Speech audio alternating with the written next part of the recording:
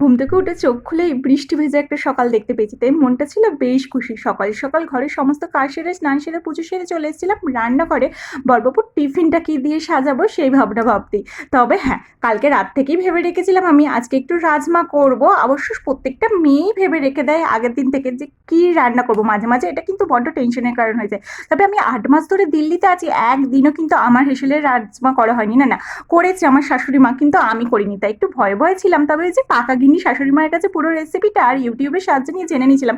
খেতে কিন্তু বেশ ভালোই হয়েছিল, মন্দ হয়নি। আর আমার বড়বাবুর না প্রচন্ড প্রিয় এটা। আজকে রাজমা, একটু জিরা রাইস আর তার সাথে একটু পায়েস দিয়ে বড়বাবু টিফিন বক্সটা সুন্দর করে সাজিয়ে দিয়েছিলাম। এই সুন্দর করে টিফিন ফিফিন সাজিয়ে অফিসে পাঠাতে কি যে শান্তি লাগে কি বলবো।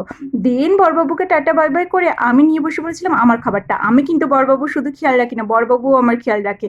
তাই রাতের বেলাতে রান্না করতে দেবে না বলে কাণ্ড দেখেছি, সন্ধ্যেবেলার খাবার নিয়ে চলে এসেছে ফুচকা আর মোমো। এই খেয়েই আমরা ঘুমিয়ে পড়ি আজ।